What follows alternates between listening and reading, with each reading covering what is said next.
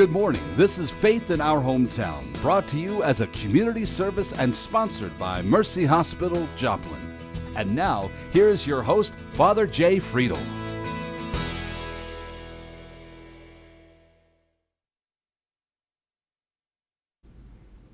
Good morning, or welcome back to Faith in Our Hometown. Thank you for joining us for another Sunday morning of conversation about issues that impact us as people of faith here in the greater Joplin area. You know, we're very blessed in our area to have some wonderful public schools, but we're also very blessed in our area to have some amazing private schools. And among those private schools, many of them, the majority of them actually, of the private schools are religious-based private schools. And so we're going to be talking a little bit about the nature of what those kind of schools are. My guest this morning is going to be Georgiana McGriff, who is the kind of our JACS system director, and JACS is our Joplin Area Catholic Schools, and she's going to be talking a little bit about those schools, but also we can make the relations to some of our other religious-based schools in the area. So we hope that you'll stay tuned this morning. We're going to be right back after this Mercy Minute, but we hope that you'll stay with us this morning for a conversation about our private schools and especially about our religiously based private schools. So we'll be right back after this Mercy Minute.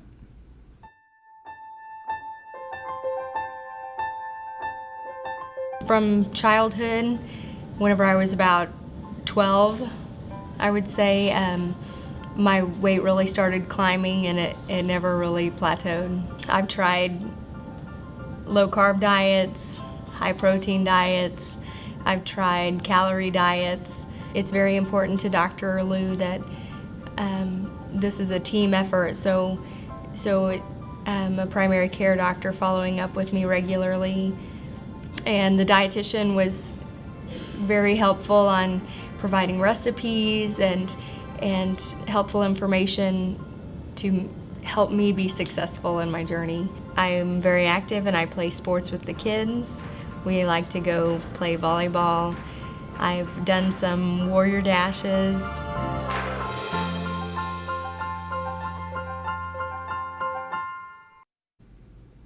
So thank you for joining us this morning. Again, our guest this morning is Georgiana McGriff, who is the System Director for the Joplin Area Catholic Schools. Georgiana, first tell us a little bit about yourself, and then I want to talk about our private schools here in the area, and then especially our religious private schools. Sure. Thank you, Father Jay, and I'm glad to be here. I'm retired from public school education. I taught at Carl Junction for 18 years, language arts high school, and then I was assistant superintendent in Seneca, and then back to Carl Junction as the high school principal. So I think some of those experiences, I know they've helped me already in my role here as the Catholic Schools Director.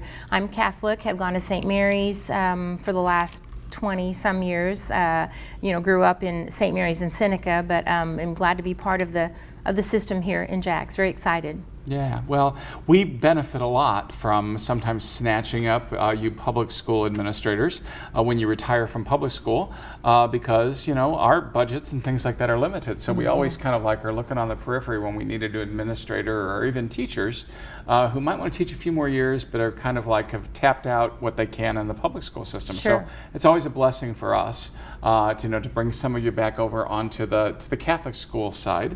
We're blessed in the area, again, to have very strong public schools in our area. Many places, our private schools are refuges from the public school system that might not be as strong or might be filled with some problems. We don't have that issue with our private schools. Right. People who are in our private schools are there because they really want to be in private school. And so, JACS, we got our system, we got the Lutheran system, we got College Heights, and of course, Thomas Jefferson. Right. Even though it's not a religiously based private school, it is a private school. Right. So what's the difference between private schools and public schools for our listeners? Well, like you said, the funding is one thing that's definitely there for the public schools, and we don't get a lot of that. So ours is mainly from tuition and with some of the diocese, from our stewardship, from our parishes. So we had a lot of support that way. But funding's always a challenge, but we make it work, and the people are, just like in the public school, people are very dedicated, very happy to be there. I just had a teacher today come and tell me about how much she loved teaching in our system because of that community and that family type atmosphere. And I think that's one of the things we stress obviously, in our Catholic school system. One of the things that is very nice for me is, of course, I taught in public schools. Well, actually, I taught 1 year at Macaulay, my first year out of college. But after having been in the public schools for 30 years and then coming to the Catholic school system, one of the best things, or no, probably the best thing, is that we can pray. That we can, use our faith and tap into our faith for help with the kids, with the parents, with our families, with each other. And I think that's one of the most beautiful differences between our school system and a public school system.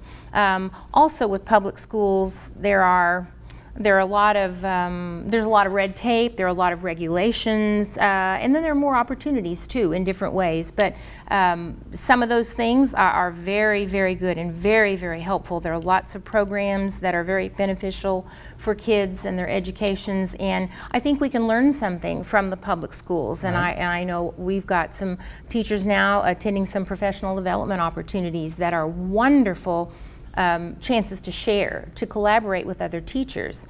Being a small system, we don't have as many opportunities to share, and we can all learn from each other.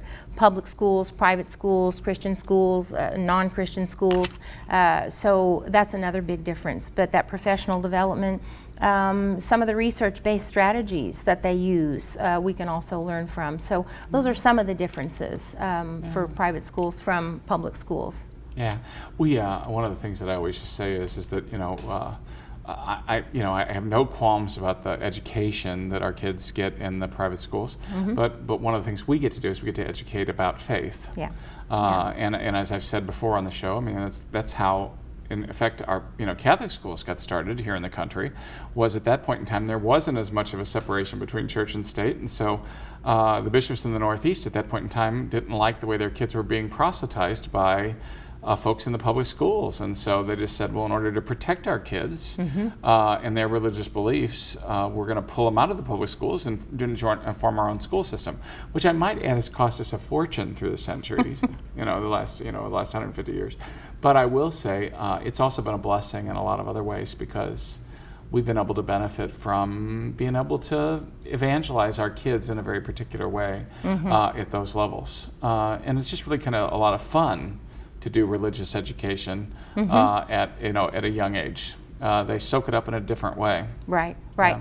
Well, and another thing that I didn't mention, and I remember a few years ago when service learning was a big push in the public schools, and a lot of the schools around here, especially at the high school, developed service learning classes to teach the high school kids about service. They would do that on their own, maybe with their families, but it wasn't actually part of school, and so there was a big push for that, and it's still around. That's something we do from the ground level up, and that's just part of who we are as Catholics, and in our school system is service to others, and that's a huge part of our curriculum. So. Yeah.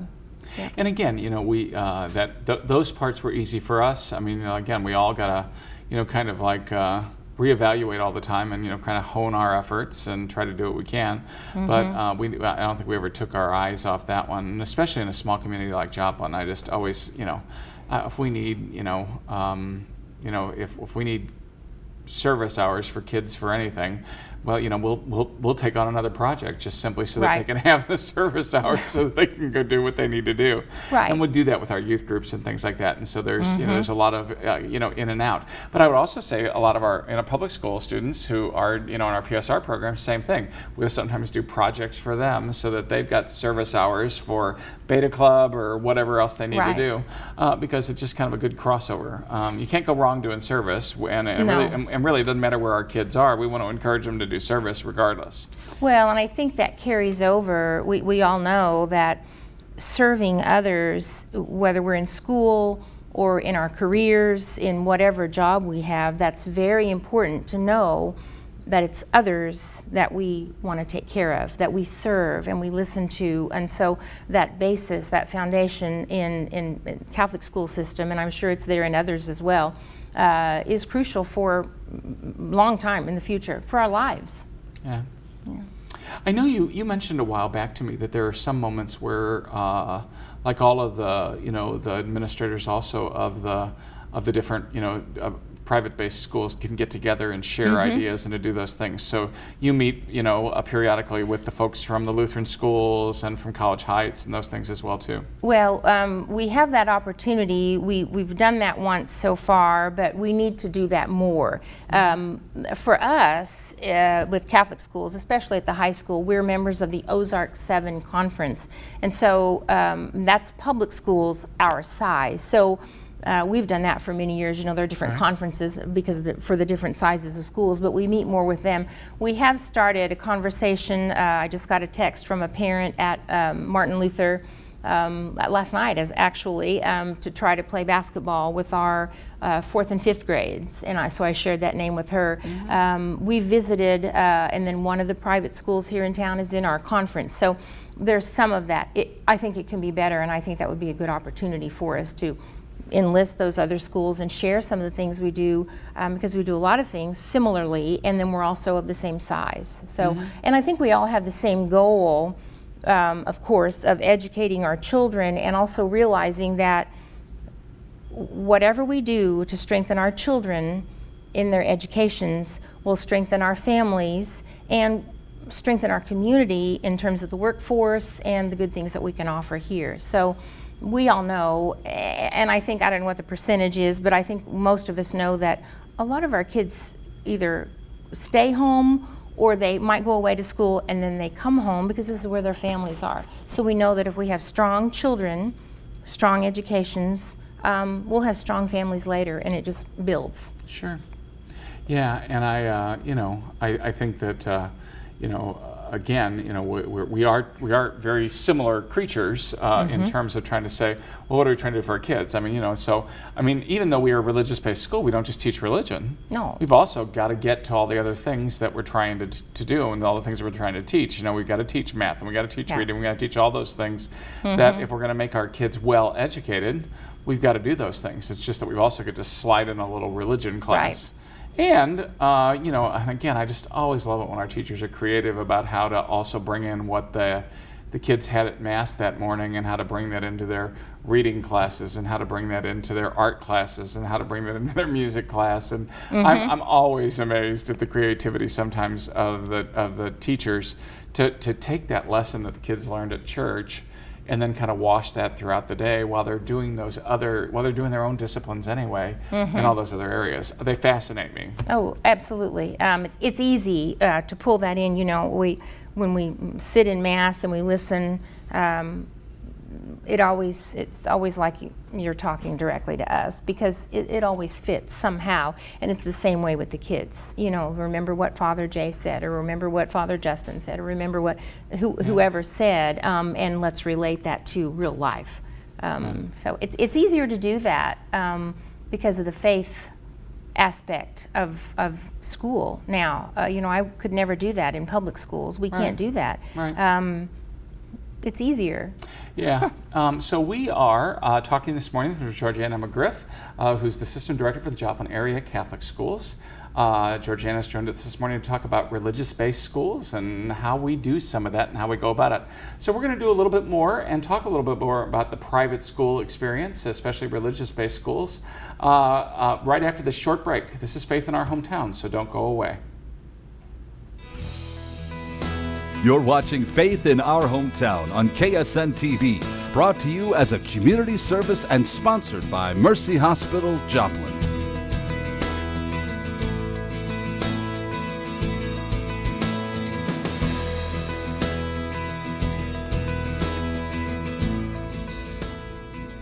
Thanks for sticking around.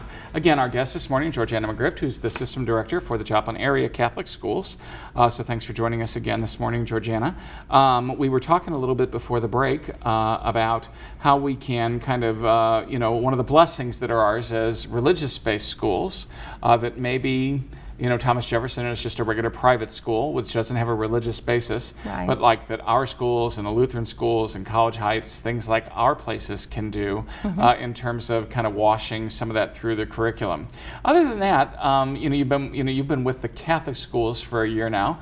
What do you see are the other differences that make a Catholic school Catholic, or would make a Christian school Christian, or a Lutheran school Lutheran?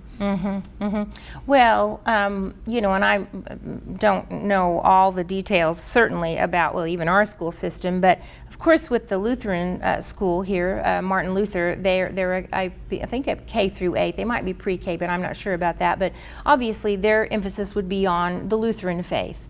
And College Heights is a Christian school. And I don't think any of our schools, I hope I'm not speaking out of turn here, but I think we'll all accept students of all denominations. I know we do here in the Catholic school system. Our kids don't all have to be Catholic.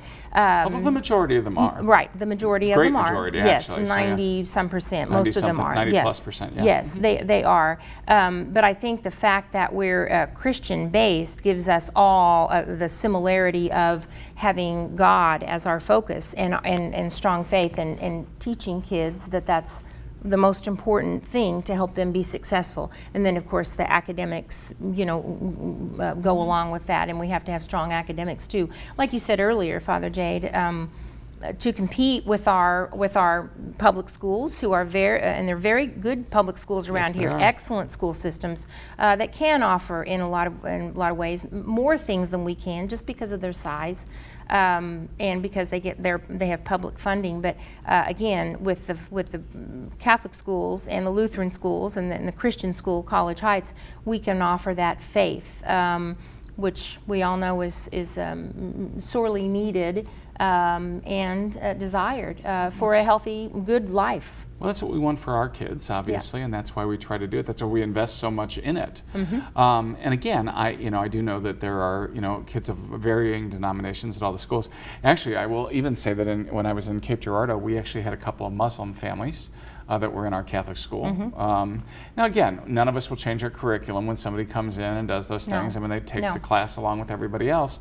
But obviously, you have the conversation with the kid that's just saying, okay, you'll be hearing about this in class, but obviously, your family's going to do that your way, but we have to still do it. And so the Muslim kids would come to mass, and and again, they just there were certain things that they wouldn't participate in, but by the very same token, we'd have those things, and we could have Jewish children in our schools or whatever.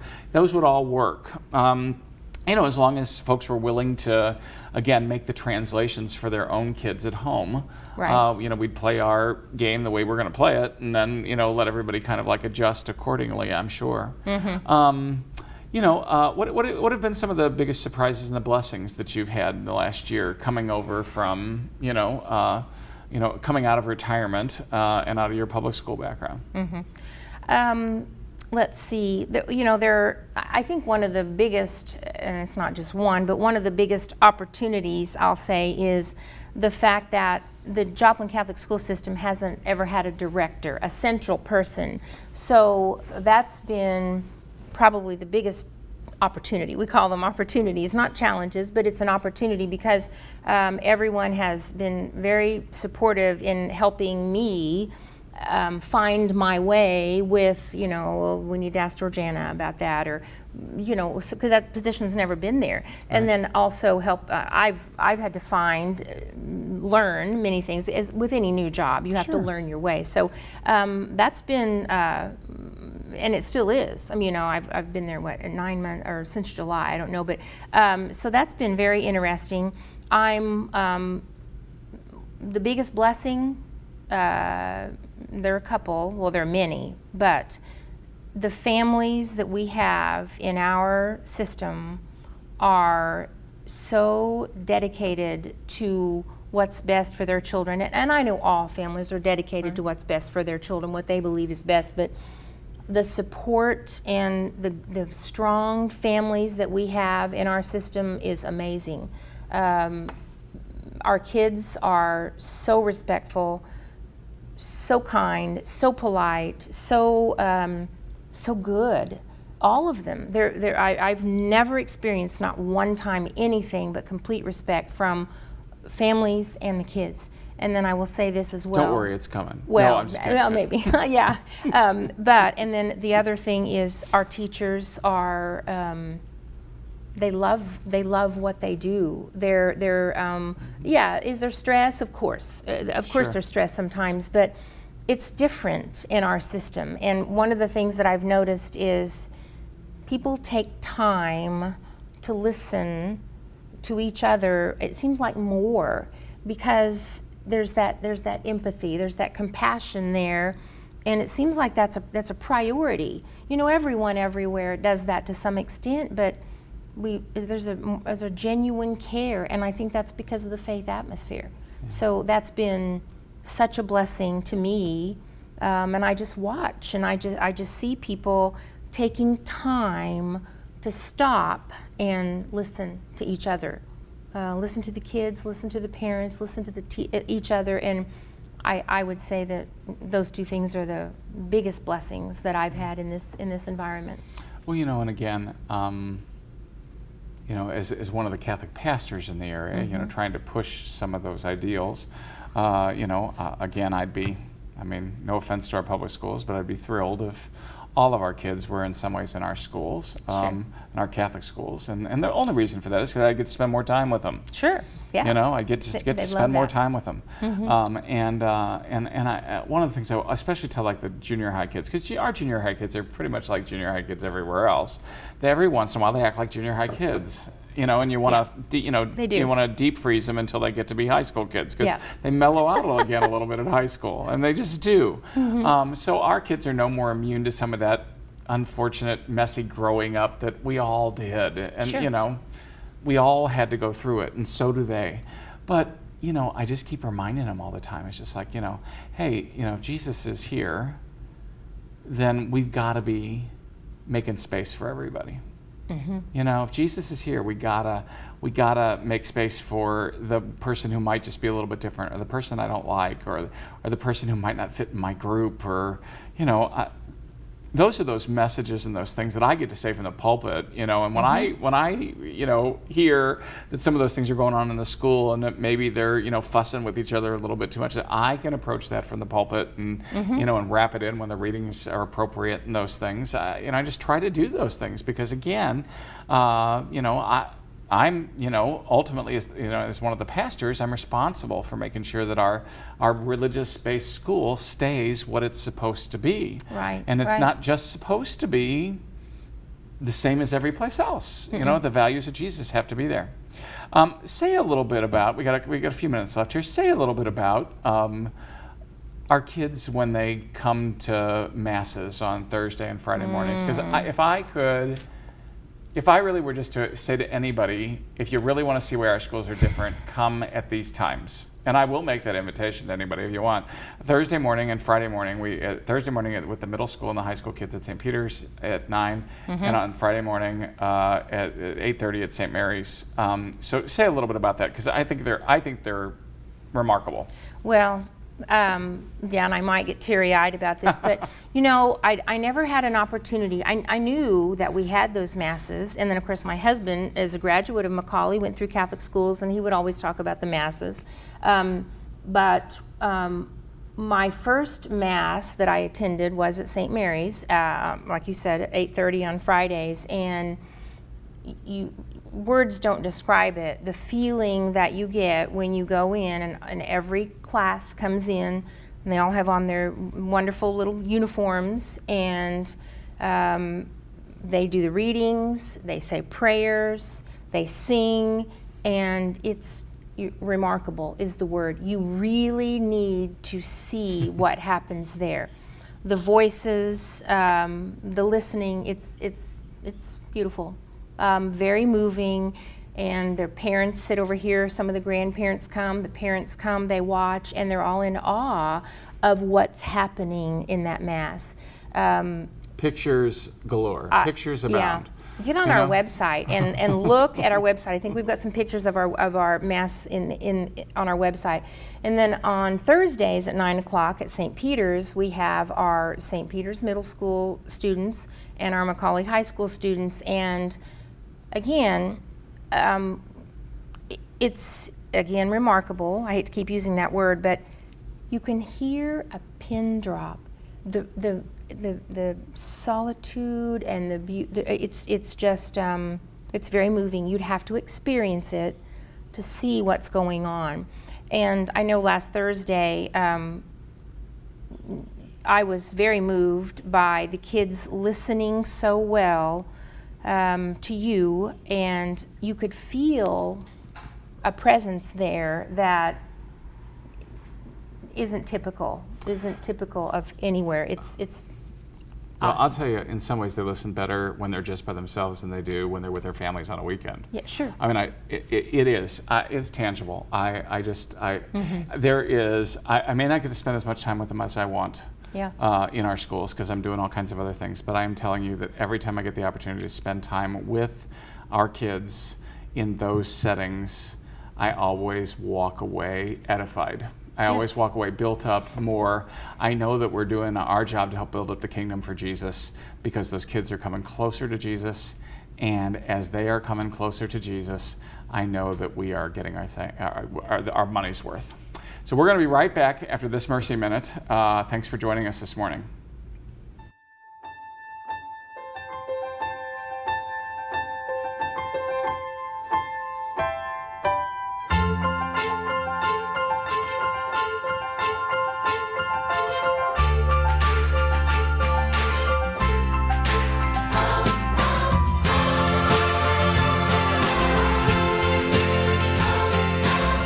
Find out how a Mercy doctor can take care of you. At Mercy, your life is our life's work.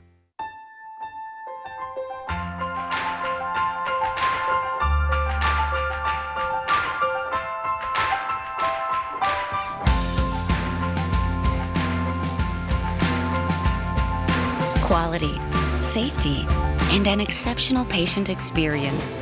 Mercy is grateful to be recognized as one of the top 15 health systems in the United States. At Mercy, your life is our life's work. Well, thank you for joining us this morning for another episode of Faith in Our Hometown.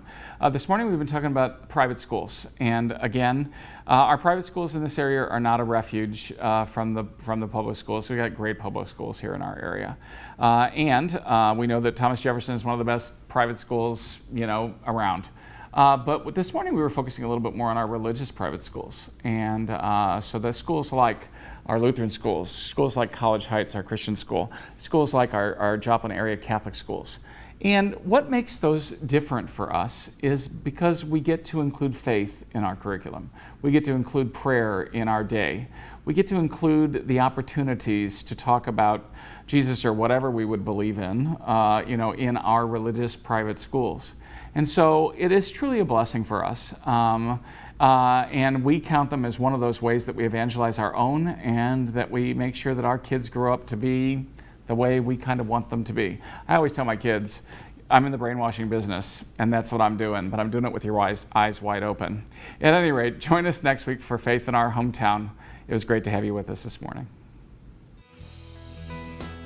Thanks for watching. Faith in Our Hometown can be seen Sunday mornings at 6:30 and 9 a.m. on KSN. Brought to you as a community service and sponsored by Mercy Hospital, Joplin.